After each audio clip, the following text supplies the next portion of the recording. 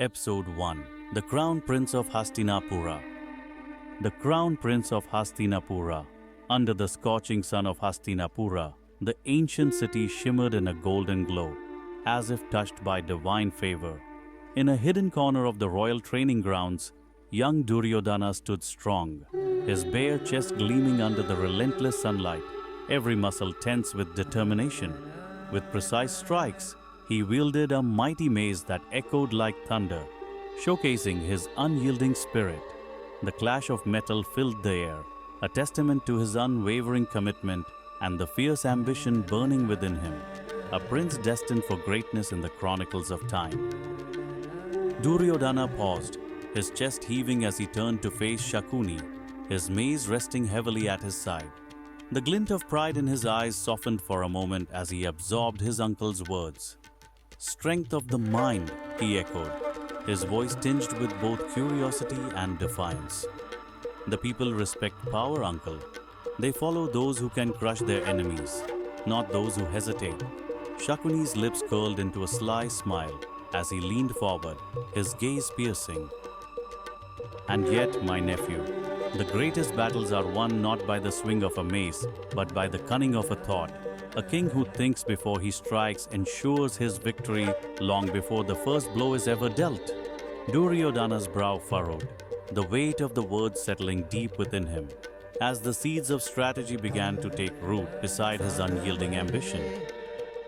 Duryodhana paused, his chest heaving in rhythm with his efforts, wiping the shining sweat off his forehead with determination, his eyes sharp and unyielding, fixed on the distant horizon, as if challenging the very world itself. "I shall become Hastinapura's greatest king," he proclaimed, his voice slicing through the quiet of the training grounds like sword. Each word carried the weight of his grand dreams, a flame burning brighter than the midday sun. The atmosphere thickened, pregnant with the gravity of his oath, as if even the gods halted to watch. At that instant, the young prince stood, not as a mere mortal, but as a force destined for greatness. Every breath he took was a vow to etch his name into history's scrolls. The mace in his grasp now felt weightless, more than just a weapon, but an extension of his resolve, a symbol of the realm he would build at any price. Shakuni's eyes shone with a blend of pride and strategy as he observed his nephew. "You speak like a true king," he remarked, his voice smooth, yet tinged with subtle intrigue. "Remember, greatness isn't just declared, it is seized. The journey to the throne is filled with trials, and those who oppose you will not surrender easily." Duryodhana's grasp on the mace grew firmer, his resolve evident in his clenched jaw. "Let them dare," he retorted, his tone resolute and unwavering. "I shall etch my legacy into the very stones of Hastinapura, and neither the Pandavas nor destiny itself shall thwart my rightful destiny." A stillness enveloped them, as though the universe paused to witness the rise of a leader determined to conquer all obstacles in his quest for glory. In a distant corner of Hastinapura, away from Duryodhana's secluded training grounds, the Pandavas' practice field buzzed with vitality.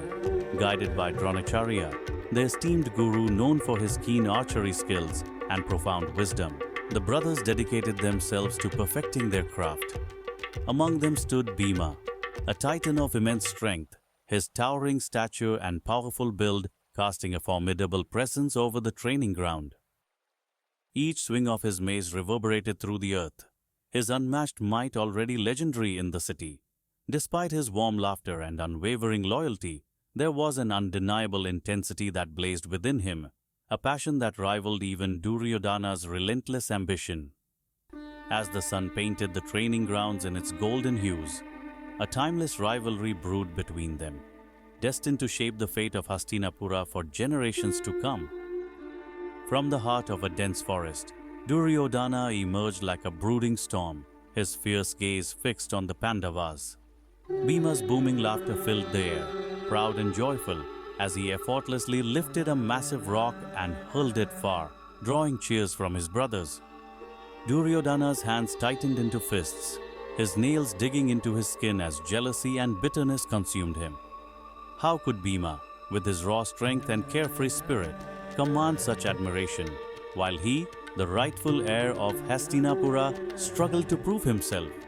The sound of Bhima's laughter grated against his pride, each note a painful reminder of his overshadowed existence. "This injustice will not stand," Duryodhana muttered under his breath, his voice a deep growl of unwavering determination. "No one shall eclipse me, not today, not ever." With resolve etched on his face, he turned away and disappeared into the gathering dusk, his determination hardening like tempered steel as he embarked on his journey for glory. Duryodhana halted, his gaze piercing as it clashed with Bhima's taunting stare. The corridor constricted, tension thick in the air. "Match up to you?" Duryodhana's voice dripped with venom. "I am Hastinapura's crown prince, Bhima. I needn't match anyone, least of all you."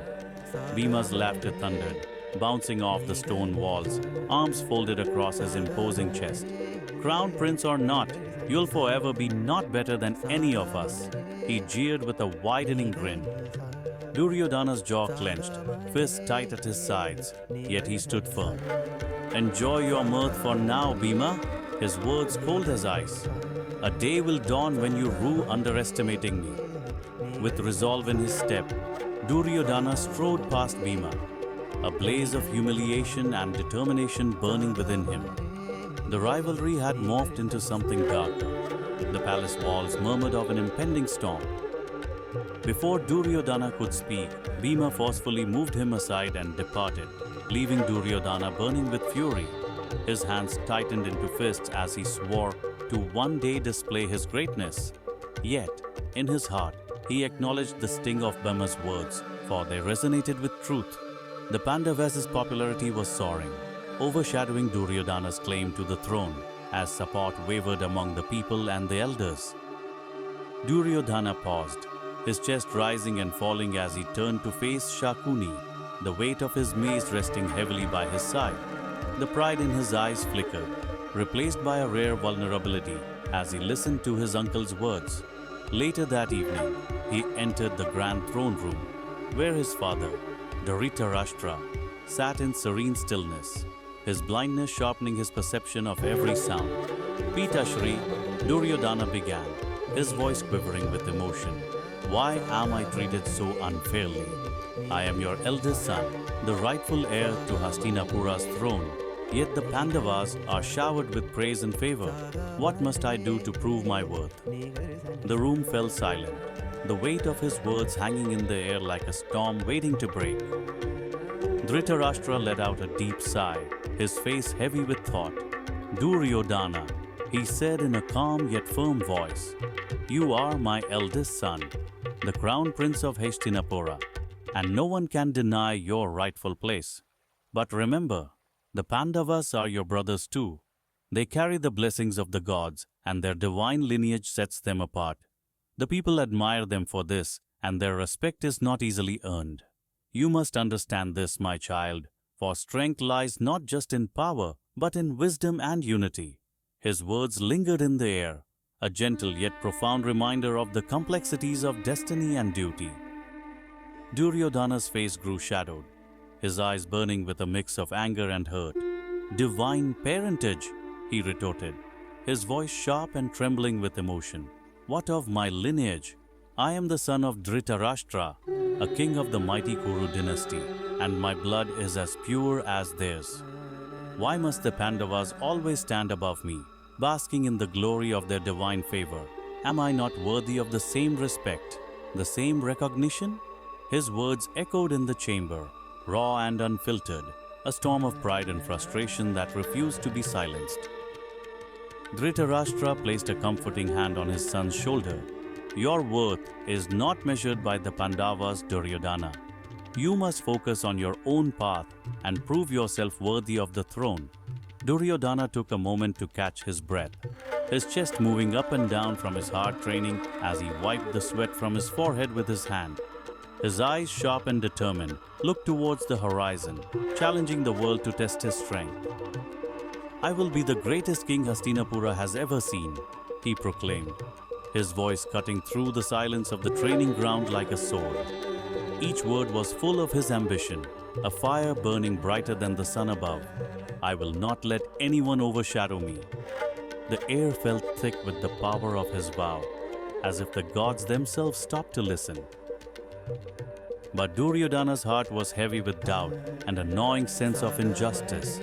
No matter how hard he tried, he couldn't shake the feeling that he was being unfairly judged, his own worth overshadowed by the Pandavas' divine blessings. With a clenched jaw and a fiery resolve, he stormed out of the throne room, his mind racing with determination. He vowed to prove his father wrong, to show the world that he, Duryodhana, was every bit as worthy, if not more, than the Pandavas. His pride burned like a flame, fueling his desire to carve his own destiny, one that would not be eclipsed by anyone.